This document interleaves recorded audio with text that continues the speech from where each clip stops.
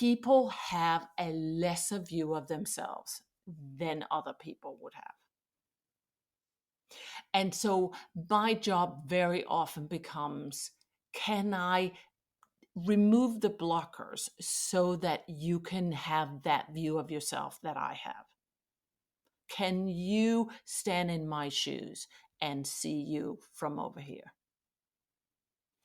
And that requires trust, because the reason you can't is because you're protecting yourself. Something happened at some point that required you to protect yourself, or you thought you needed to protect yourself. Like there aren't no tigers coming down the street, right? But there, if fear drives something, and that fear is not made up, it did come in at some point for a legitimate reason.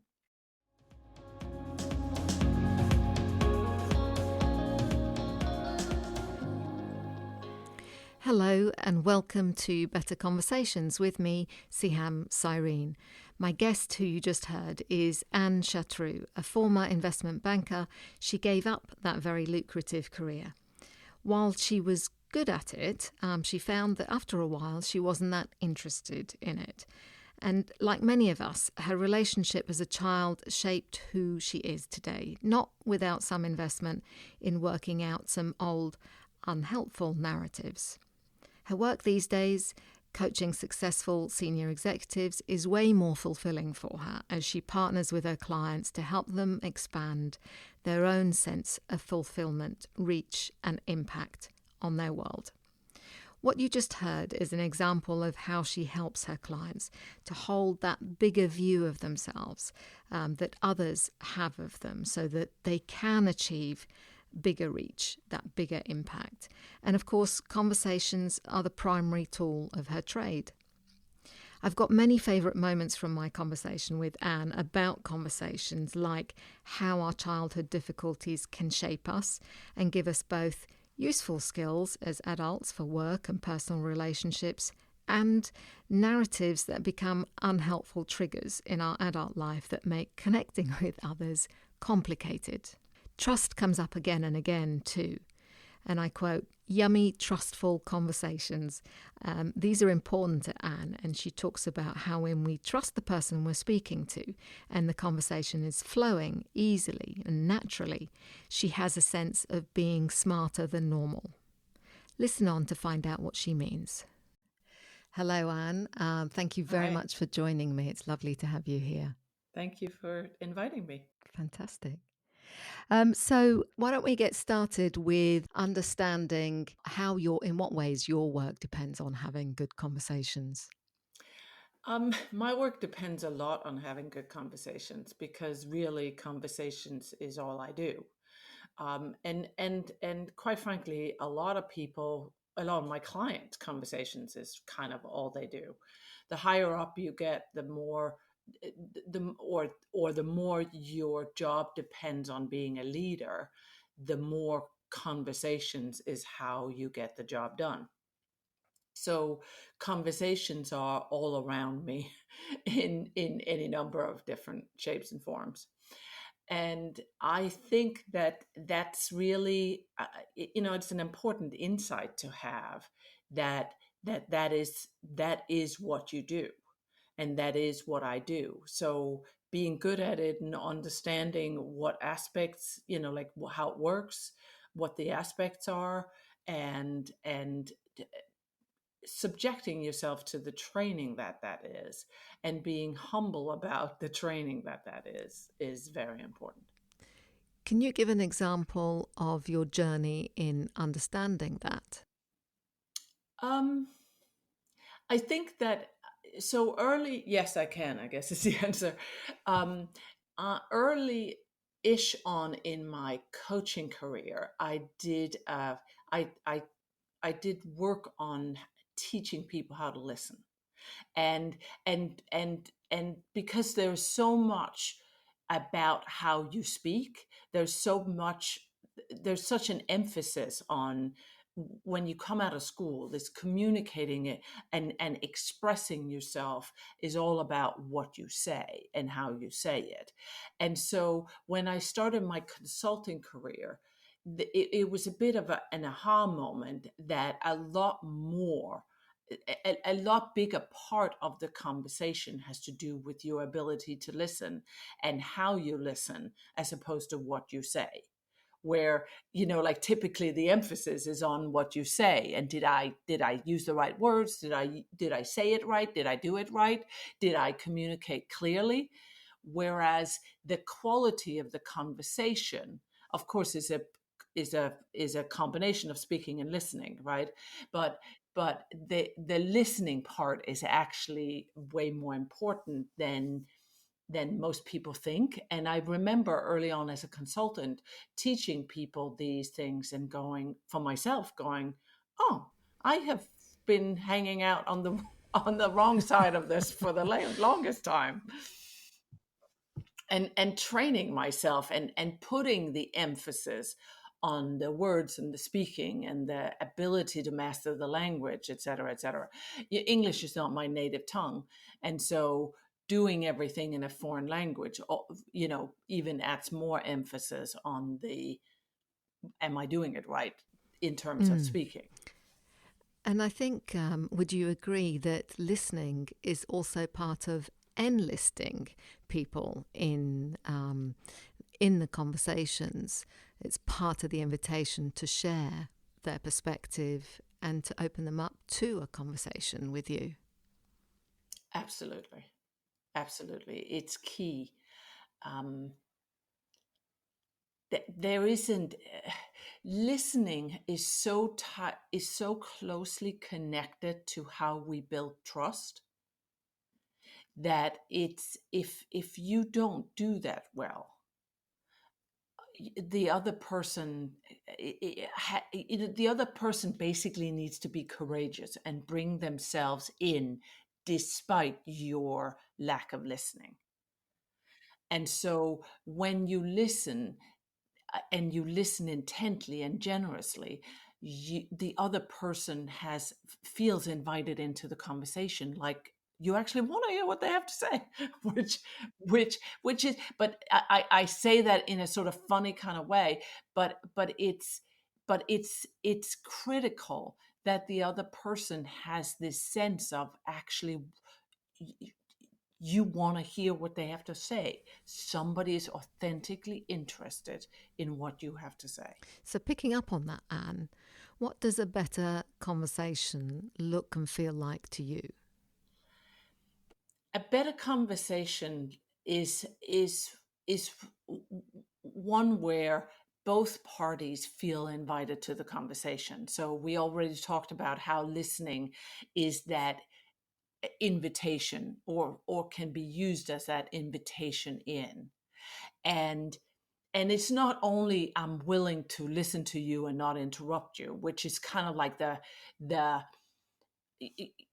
like what the fly on the wall can sort of observe, right? But there is when I speak about generous listening, it's generous listening is one of the aspects that I talk about, which is really much more than not interrupting somebody.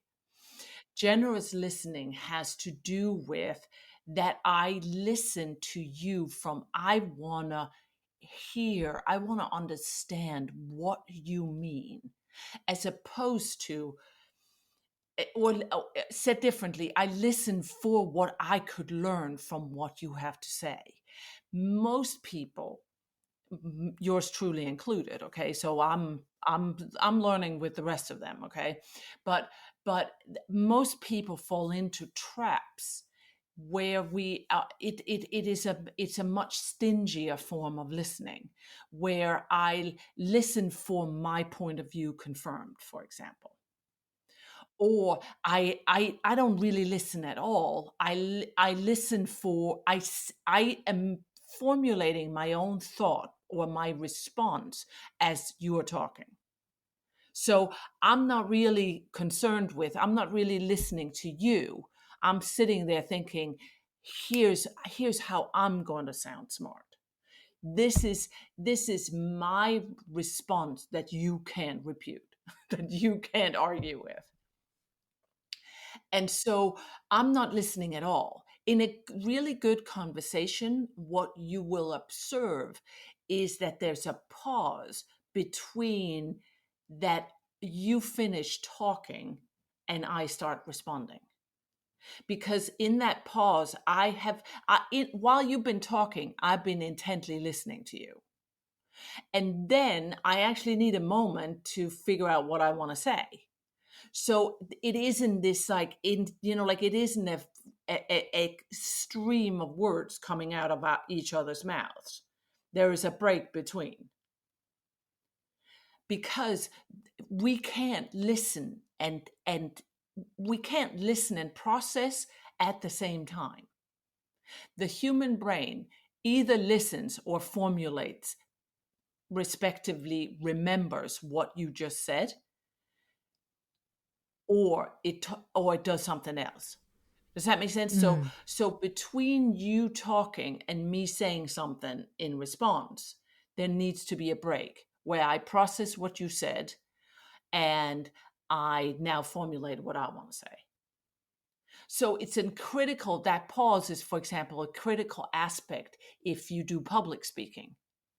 Most people are so nervous when they speak publicly that they are only concerned with what they have to say, right? So they are just, am I getting it out right? Am I getting it out right? Do I sound smart? And they forget to actually stop so people can process what they just said. And certainly there is an advantage to pausing. And I'm thinking about team situations, right, where we do process information at different speeds and to different depths and angles. So yeah, slowing down is good. It also gives us time to read the mood and gather more data. Yes. One recommendation about that is that, see, it's difficult. So take the meeting scenario. And you are absolutely right. If there is no pause after somebody states their point of view, there's no time for the group to process what that was and let it influence them. However, if you as the leader now, let's say you're in the meeting, somebody says something, and now the next person just jumps right in and says their thing, because particularly in the Anglo-Saxon culture, that's kind of how we operate. Like, let me get my 5 cents in there as quickly as I can. And there's very often no time to process things, which is very different if you talk about an Asian culture, for example. But in that scenario, if you as the leader now stop proceedings and go, hey, let's just let's just reflect on what Anne said, and then like you want to kind of remind people that they should give people, or they should practice taking that break to let things settle. You as the leader are adding importance to what Anne said. So it's something that it's a rule that you want to teach people up front rather than sort of shove in the proceedings as they go along. If I am in the middle and I'm noticing my people are just kind of boom boom boom boom boom boom boom, right? Like they're in that one word is taking the next, then it can just be a very creative process and people are really fired up. But oftentimes it gets trickier if we're discussing something that is not working so well, as opposed to we're being very creative. We're trying to figure out what went wrong, for example. In previous conversations that we've had, Anne, you've talked about the need to trust the person you're having the conversation with. Yes. Can you say more about that?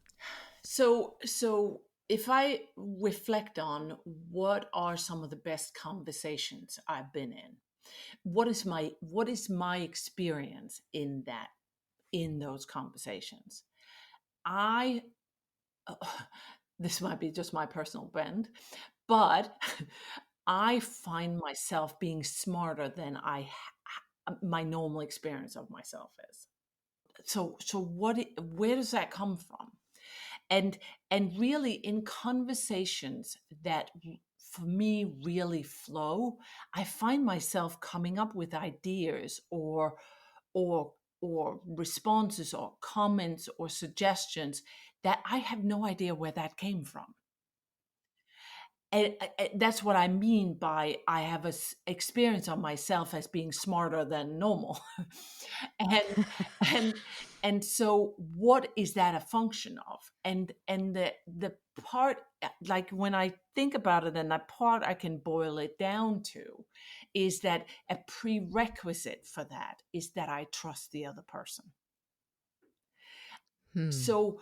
So if I like I trust you, so it's easy for me to be in a conversation with you.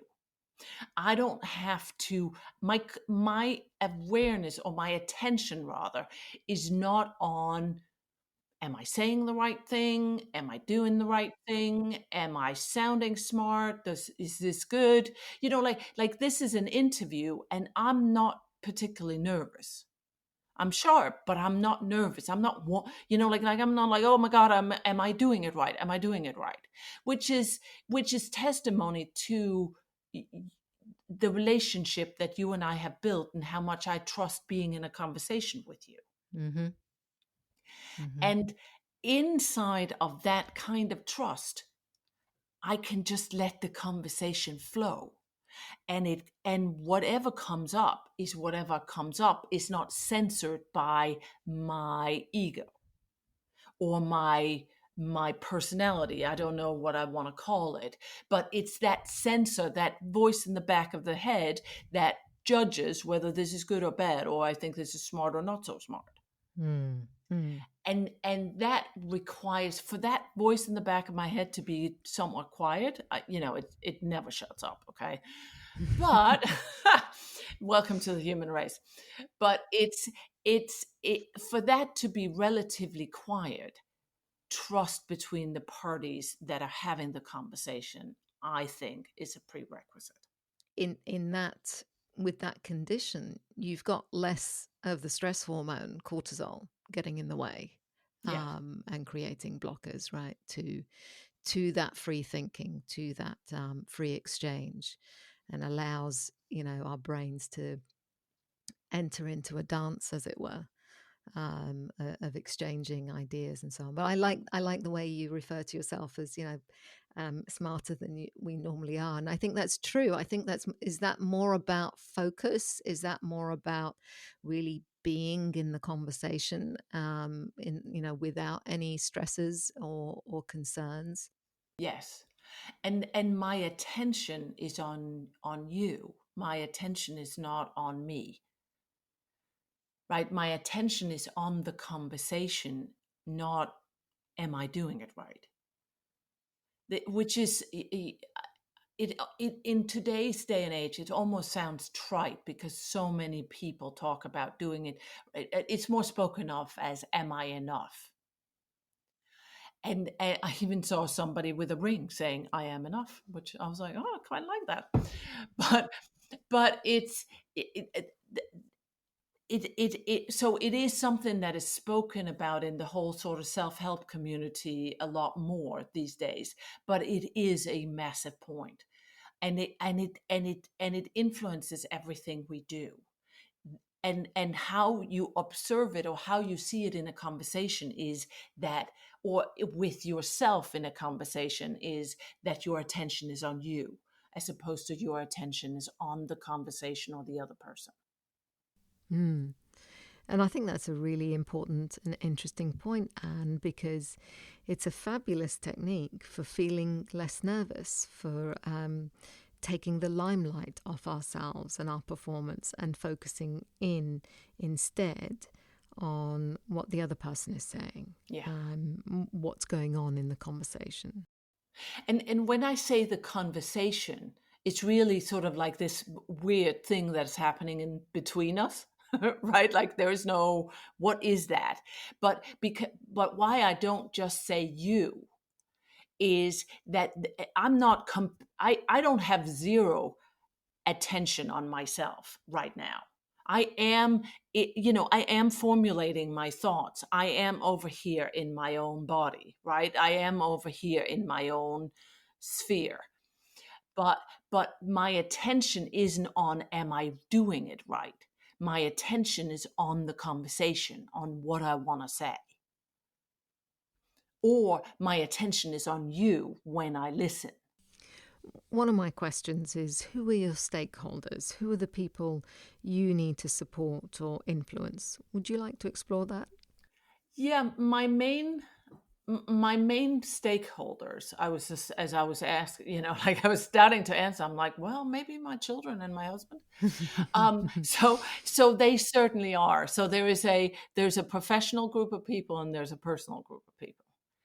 And and there is being a coach, there's a somewhat fluid line, or there's some fluidity between those groups of people. But if I look at, let's just take the professional group of people. They are mainly my clients or potential clients.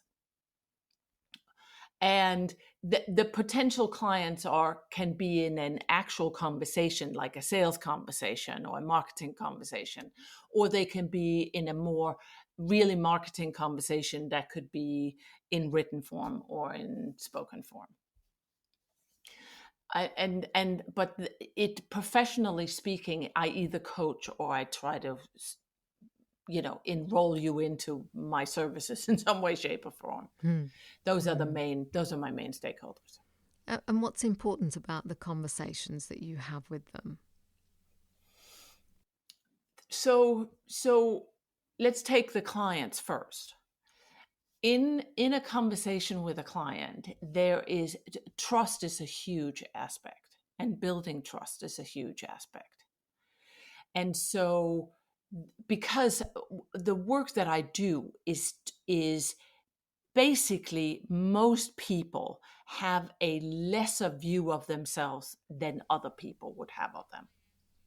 So if I asked you, Sehaam, talk me through your capabilities, particularly when you talk about something that is not quite as factual, like it's more subject to interpretation when you talk about how are you as a manager, or how are you as a leader, right? Like if I talk to you about your ability in calculus, that might be more factual, or your computer skills or something like that, right? Like you might be pretty good at talking me through, here's what I can and cannot do. But when I don't talk to people about any of that. I only talk to people about their management and leadership skills, which are really subject to interpretation and evaluation.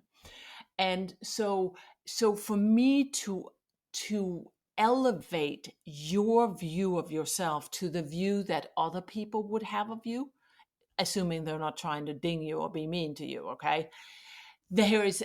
I'm in, and certainly when I talk about women, but it doesn't matter really if I talk about women or men, or anything in between. The people have a lesser view of themselves than other people would have. And so my job very often becomes, can I remove the blockers so that you can have that view of yourself that I have? Can you stand in my shoes and see you from over here? And that requires trust, because the reason you can't is because you're protecting yourself. Something happened at some point that required you to protect yourself, or you thought you needed to protect yourself. Like there aren't no tigers coming down the street, right? But there, if fear drives something, and that fear is not made up, it did come in at some point for a legitimate reason, but it's probably no longer valid. My job hinges on my ability to have a conversation with you that can reveal what it is you're scared of, and can let go of that.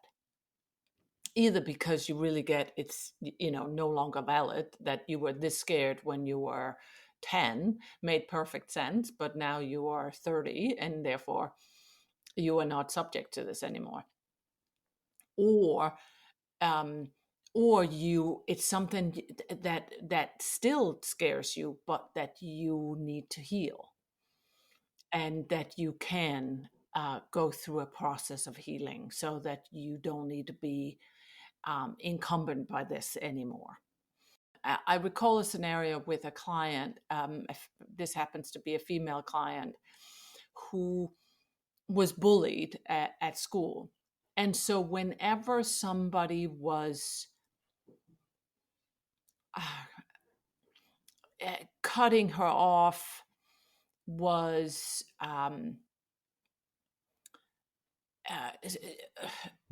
I don't know so much that they were stealing her point. They might be sometimes, but also sometimes in a conversation, when a conversation is really flowing, what somebody says sparks something in your mind that you expand on, or that takes you in a different direction. That is part of what for me, what it means to have a good conversation. But her experience of those kind of scenarios was more like somebody was cutting her off, stealing her point, um, sort of diminishing her in the conversation, which she traced back to being bullied in school.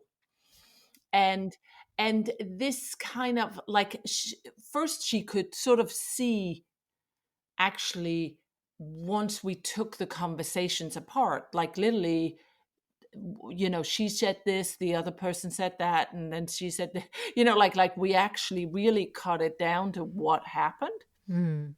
She could see that they weren't bullying her, that they weren't stealing her point, that they weren't that it was an animated discussion rather than a cutting you off to cut you down. And the so she got the sort of like the insight, the intellectual insight, that what she was scared of, what was happening, wasn't actually happening. And how she always saw it was that she got angry and defensive when people did this, and they had kind of like no idea what was happening, right? Like we were just having a great conversation, and all of a sudden she starts fuming over there. And that, by the way, takes the trust out of the conversation now for everybody. Like, or it's another way to take the trust out of the conversation. But when for her it was more of a, I get that's actually not what was happening.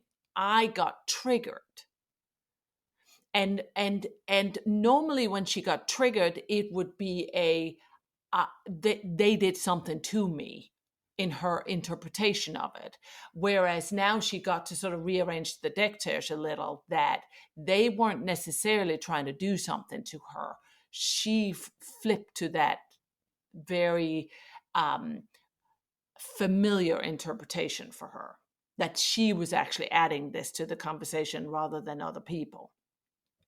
So there was a intellectual, like an understanding, a cognitive understanding of what was happening and not happening.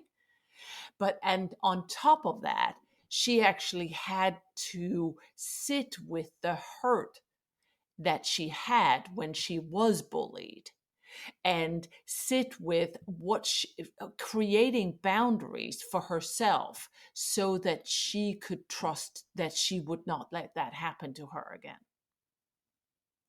So she had to renegotiate a whole bunch of agreements that she had with herself and other people in order to set healthy boundaries for herself, so she could bring herself fully into those conversations. And she also then opted for actually letting people like clean it up with the other people that she'd been in conversations with. So to want to for one, to take care of them, like, I'm sorry you saw me get upset, and that it wasn't actually something you did, it was an interpretation of mine, and I didn't mean to get that upset with you. I apologize, and here's what's happening to me. So if you observe that again, feel free to go, uh, should we just take a minute, and or can I ask you, are you okay? Like, so she created space for people to take care of her rather than just let it run its normal course. and it's not so much a, like a break, as in demonstrating that you really care.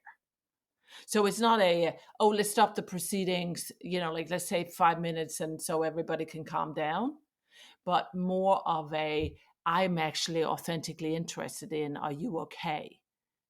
And that is enough cue for her to snap her out of, oh yeah, I'm not being bullied right now.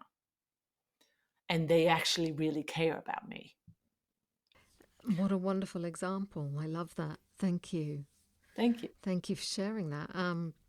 It's a classic sort of, there are things going on within ourselves while we're in conversation with people that we're not always aware of.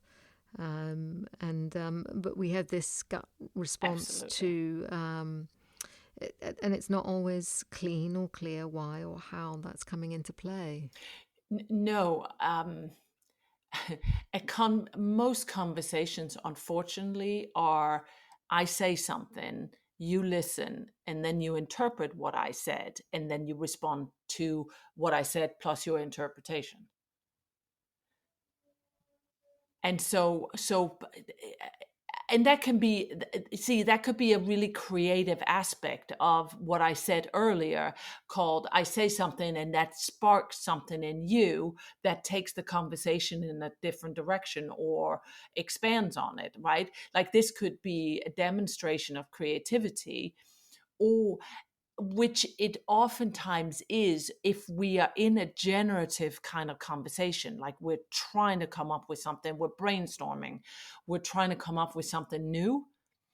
When we do that in a conversation where we're trying to resolve something or figure out what went wrong, or we're in a breakdown that we have to course correct from, that interpretation that we add is not normally so healthy, or is often not so healthy. And the more one can be responsible for, I just added this, like, you really think it's my fault. You, like, I'm starting to listen for that. I'm starting to suspect that. And now I'm starting to defend myself. And the other person has, like, I don't know why she's saying that. I didn't accuse her of anything. That's typically a scenario where, something was said, I added an interpretation, and now I respond from that interpretation. How did you come to this place of interest or understanding around conversations? Is there someone or something that influenced or shaped your perspective on conversations? Yes, yes, there is. I remember conversations with my parents. So I come from a home of addictions, and a lineage of addictions. So that there was really some very warped conversations going on. And one of the aspects, well, one of the characterizations of my parents that I would give is that, whether or not that's because of their addiction, or it's because of the time that this happened in, I, may or may not, like, I'll leave unsaid, so to speak, or for somebody else to interpret. But my parents were of the firm conviction that if you said something to your children, you could not back down from that. You could not change your mind. And so if they said, you cannot do this, that was the end of it. And so there was no amount of merit could make them change their mind, because they had said no. Like, it was sort of like that what they thought was an inconsistency was the gold standard of parenting, not to be inconsistent. And I think it was, also partly because of their addictions, they didn't like being challenged, period. But it's that made it, like, that made me think of, is there something other than to a conversation? Is there some other tools than being smart or being sweet, or like essentially, are there other aspects? Then I try to somehow manipulate them. Like, I learned that you have to get all your arguments in before the decision. Don't just ask a question. Can I do this? Is this okay? No, no, no, no, no. Make sure you get all your arguments in first. That that the decision is as informed as it can be. And but that really informed in me as a child a certain amount of manipulation. And I'm not saying it all was manipulation, but it opened up the door to manipulation, lying, like going all the way over to, this is really, look, they are all la la la la la la la, because you've got to come up with some really good arguments before the decision is made. Whereas if you are in a conversation that is flowing and that is trusting, we're actually exploring what the right decision is. And so, given I had been so far, hanging out so far to one side as a child in this dynamic, I got very interested in, hey, there's got to be something that feels better than that. And that, I think, partially informed my exploration into what good conversations are, or conversations with healthy boundaries, conversations where I'm proud of myself. Like, I didn't actually resort to trying to manipulate you. Can I ask you, so it's interesting because as a child learning, how to navigate situations like that can play out in really positive ways in our lives. It may feel tough at the time, but it becomes a skill or ability that we have that can come in really handy at times. But Yes. interestingly, you talk about it Mm-hmm. as there's got to be a better way. So is that, am I right to assume that there was a level of stress and angst that went with having to get all your information in before a decision was made? Hell yes. Right, right. Yeah, a lot. And today I can see it as a gift, because I don't think I would ever have gone to explore it quite, or be so keenly sensitive to it, had I not had that experience as a child. And so it's not just let me get away from that space, but it's also a very like the bells go off in me when I get out into anything close to that, and it feels terrible. Mm-hmm. And are you aware of, now that you have your own children, are you aware of that surfacing sometimes for your own children? Yes. More, yes, I'm more so, I'm keenly aware of that. As a parent, I think the tendency is to be not like I am not going to be like my mother. Right. I- and so I'm pretty keenly aware of that I'm not. My my children sometimes make me like, oh, you are so like you, like they call her Momo, which is the Danish version of grandmother. Um, and I've sometimes been accused, which is like a total insult to me, but it's like exposing myself to the conversation, I can sometimes see that I really am like her, and I have much less of a grip on that than when I'm so not like her. So I can change my mind 15 times with I am not hard to convince. Right. And it drives my husband crazy sometimes. He's like, could you, can you just toe the line? And because if they start going, Mom, I want to have this conversation with you, I am perfectly willing to change my mind. I may not always, but I'm very willing to.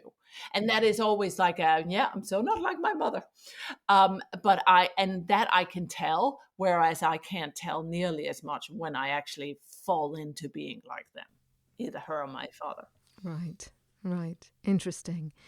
And I see that certainly in my children in the way that they, as I was listening to you saying, I'm going to get all my facts in before a decision is made. I realise that's a skill that my own children have learned. So maybe that says more about me than them. And that's not a bad skill either, right? Like It's very impressive. it's quite impressive, and it's quite a get your ducks in a row. Think through, don't wing everything, right? Even though you might be quite adept at, or quite able to wing it. The the the the aspect as such is, it's not a bad thing to kind of have to think through what are the arguments if you want to have something happen. Mm-hmm. So none of all of these things, no matter what happened, I mean, this is a little, I speak in absolutes, but so far I've mostly met people, and I've worked with some people that had really terrible childhoods, and they still turned it into incredible strength as grown-ups. Mm. I'm almost, like we all try to be great parents who make it quote unquote easy, or certainly not as hard as I had it, right? Like my kids are having like should have a much better, much more empowering, I don't know what, like childhood than you had yourself. Except I'm also at the same time keenly aware from my work that it's it's difficulty that shapes people. It's overcoming difficulty that gives you a sense of your own strength. It teaches you skills, like, because they were shitty communicators, I became a good one. And I may just not have had any interest in it if I hadn't. I used to be an investment banker. That was a very lucrative career back when I started it. I just didn't have much of any interest in it. And that has a lot to do with sorting out the things that happened to me as a child. But I'm way happier in what I do now, even though I'm not as rich as I could have possibly been. Well, you're richer in other ways now. Absolutely. So, what are you great at in conversations, Anne? I think my strength is hearing things that you can't hear. So one of the things that many people don't quite appreciate is that the way they talk about an issue, the way they describe an issue reveals their relationship to the issue. And so when I listen to somebody talk their way through their problems, that they are revealing their issue, their relationship to it rather, and their relationship is most often what needs to be rearranged a little. Like they need to see it from, if they saw it from a different perspective, they would see different ways of interacting with it, which is fundamentally what a transformation means. And that ability to hear your relationship to something through how you're telling me the story is how part of how, or it's a large part of how I get my job done and what I'm skilled at. And I notice, Anne, that you are also very careful in the choice of your words. I mean, I feel like in listening to you that every word that you say has significance or is there because it needs to be there. Yes, while I sometimes have the experience of myself as babbling, or an experience of myself as I'm keenly aware of that people learn or people get things in different ways. So I often try to say something in a couple of different ways to give to hit the way that resonates for you. And obviously the better I know you, the more tuned into that I get. but yes, what I do is it has a large linguistic aspect, and therefore the choice of words is quite important, and Mm. I pay a lot of attention to that. Mm. And I wonder whether that has, because you're careful about your choice of words, or because you are hearing people's relationship with what they're talking about, there's a natural interest there for you because the two complement each other or go hand in hand. I think they go hand in hand. That's for sure. But what I found myself thinking, or what resonated for me then when you were talking, was it human beings is the only thing that has ongoing, persistent interest for me. The reason I'm not an investment banker is not that it wasn't a smart game, but once I figured out what the parameters or the dimensions of the box was, that inside of which it happens, I was like, so now what? Like, and once I understood the game, it lost its interest because it's just an ongoing repeat with a few different characteristics. Um, but human beings are like a next frontier. It keeps being fascinating to me because no two set of histories, and therefore what shaped that human being, are the same. And so for me to figure out how this puzzle fits together and how I can elevate that relationship that you have to yourself keeps being fascinating. But I haven't found any other thing to do that keeps having me this intrigued. And you're talking, 25 years later. I mean, yes, it's not, I coached people even while I was an investment banker. So I haven't been doing this for 25 years, but 14. But it's still like, even while I was working in other areas, I was coaching people, on a freelance type basis or on a volunteering type basis.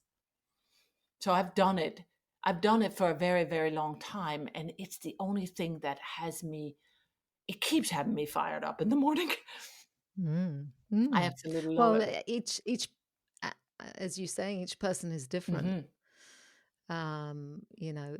The collision of events shapes people in different ways, and the variables within ourselves are what make it fascinating. As to how did that manifest? Did you manage to ride it, or did has it become something that's become a burden?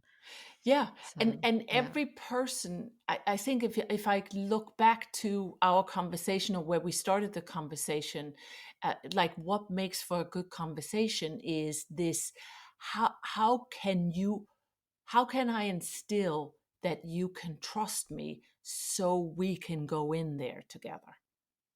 And that has a lot to do with how you create a good conversation. So it's a lot about listening, but it's also not listening as in I just take the line. I just eat whatever you fed me. Like that, like people who are having a lot, are challenged, are often exceptionally good at manipulating in that area. Not that they know that they're doing it necessarily. So it's not malicious, but they are skilled at keeping you away from that part of themselves that hurts. And so I need to listen to you, but without you just going, oh, she just bought what I fed her, and I got her away from that part that I don't want to talk about. Right, and that's the distinction between listening and hearing. It's the depth Yes. at which you're listening. Yes. Hmm. We've talked about what makes for a great conversation and what comes up in conversation. What would you say um, is your worst habit in conversations? Probably interrupting people. which which is terrible given what I just said. Uh, um, but I'm I think I'm naturally relatively impatient, and I I often think and I really do kind of put it the way I'm putting it now. I often think I've already read your relationship to yourself in what you've said, so I don't need to hear all the story. But you think you want to tell me the whole story, and you think all the aspects to the the story are important because fundamentally you're trying to enroll me into your perspective of it, and that's not what I'm interested in. I'm interested in, and therefore want to cut in where I want to make it more efficient. Like, I don't need to hear your whole story. I already heard what I want to work with. And so that is quite virtuous in a coaching conversation. Like, this is not me being nasty, but I think that I have a bad habit that I potentially from that, or just because I have a bad habit, I don't want to try to explain it away. That if you give me half a, like half a second of a pause, I'll jump in there. I was trained professionally as a banker in New York City.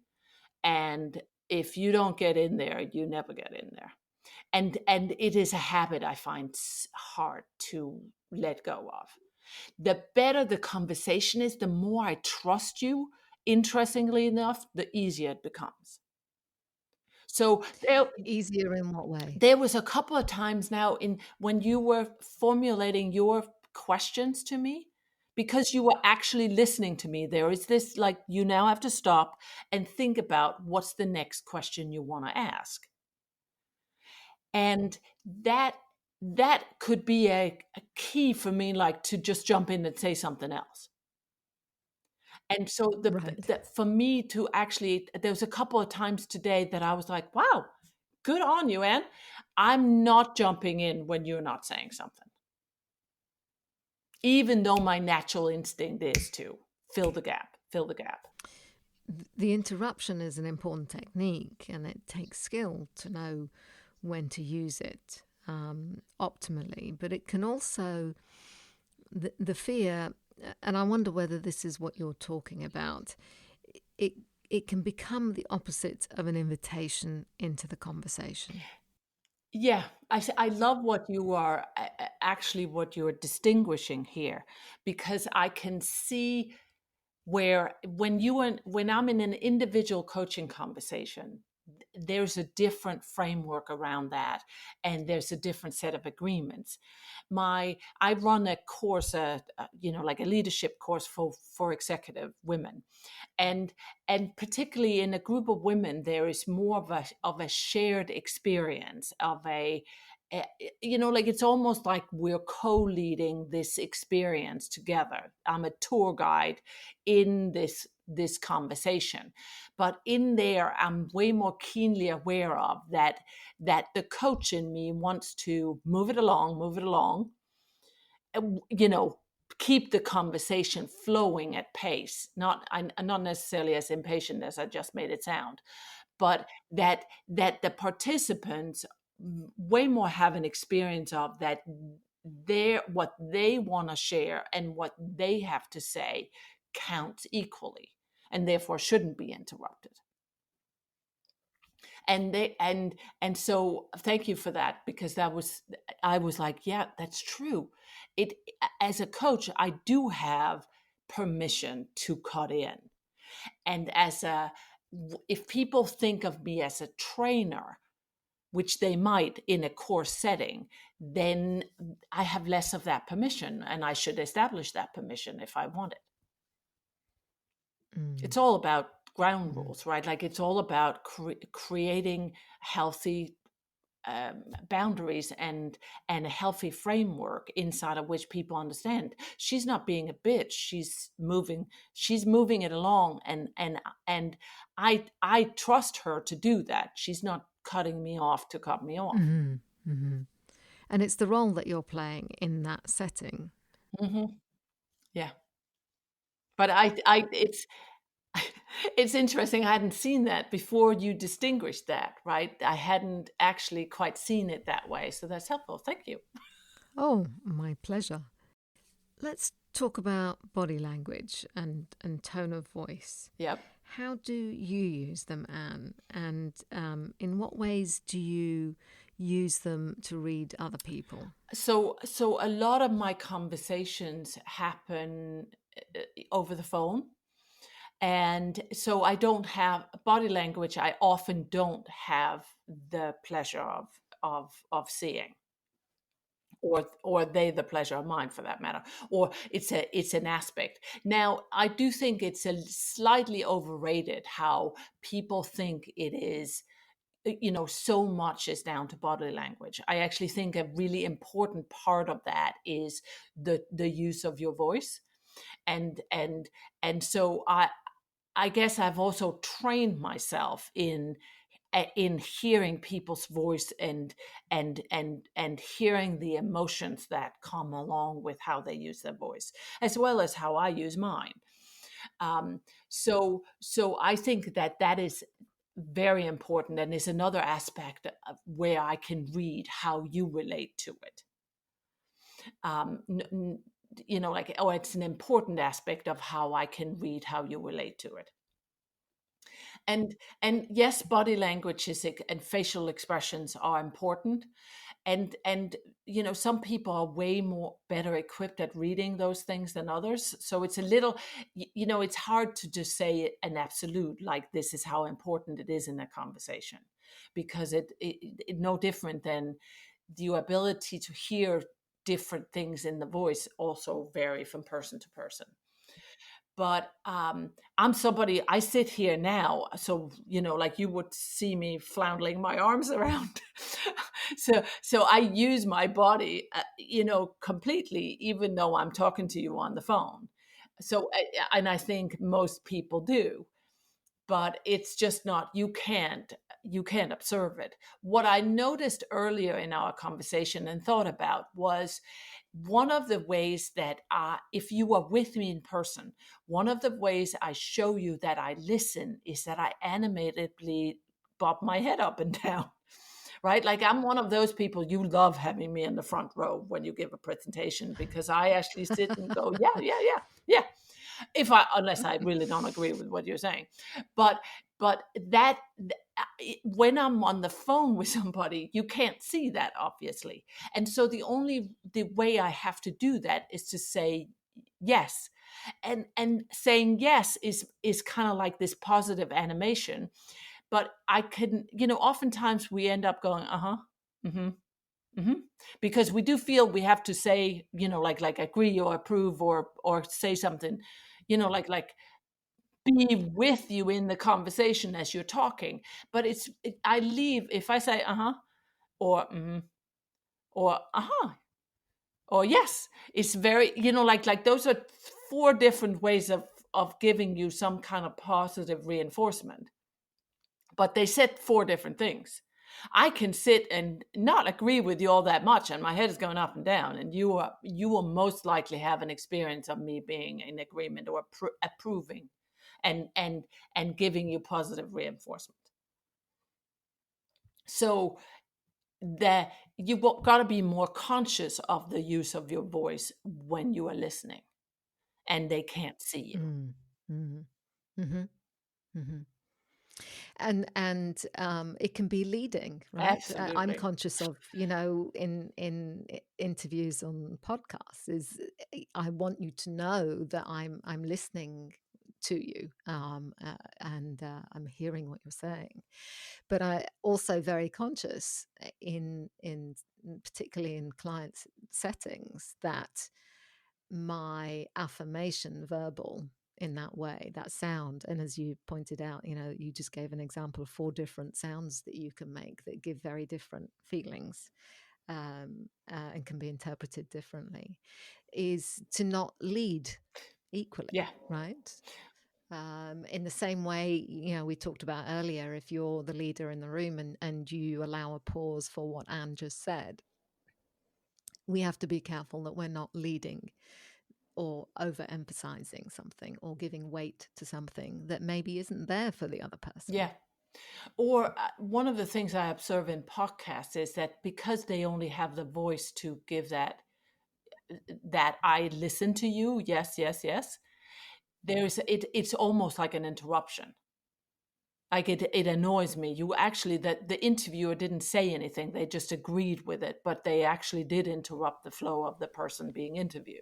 Or they, I'll have to go no, back and no, edit I those don't bits think you out. did it much. Not that like I may not have registered it. And it will be interesting actually to go back and listen. Did you do that or didn't you? Because I didn't have an experience of you interrupting me. But I've listened to other people do it. Listen to podcasts where the interviewer is almost interrupting with, yes, I agree. Well, I don't care if you agree or you don't. Does that make sense? A, it's leading, and B, you're interrupting. Right. Now, of course, I Right. shut you up, Yeah. right? No, you did. I'm going very quiet. Sorry. Oh, and I've really enjoyed this conversation. I wonder if you have one final thing that you would like to share with people listening. Two things I want to share, I think. One is be generous. Listen generously. Listen to somebody else like gold is coming out of their mouth, that they can teach you something no matter who they are. And the other one is be courageous. So even if you don't have an experience of being like, this is a yummy, trustful conversation, bring the courage to the conversation that you bring yourself in fully anyway. So I think those would be the two things that came to mind that I would love people to have an experience of themselves, that no matter what, they brought themselves in fully. So they weren't impacted with their experience of the quality of the conversation. And likewise, as the listener, that you are as engaged and generous as you can be. Wonderful advice. I love that. Thank you, You're Anne. welcome. It's been an absolute pleasure. I love talking to you, as you know. Thank you. And likewise.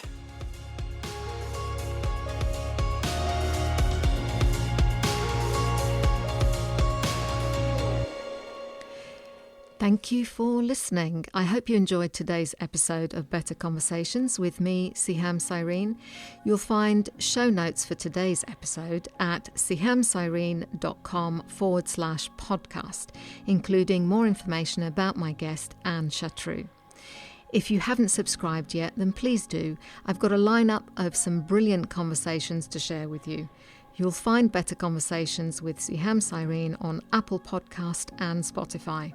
Conversations. We have them every minute of every day with ourselves and with others. It's the main way we get things done, but it can get complicated. We don't always have the words for what we want to say, and what does fall out of our mouths doesn't always land the way we hope. But my hope is that by talking about conversations more, we get to pick up some new insights and understanding and even techniques for having stronger relationships. Until next time, I'm Sehaam Cyrene, and this has been A Better Conversation.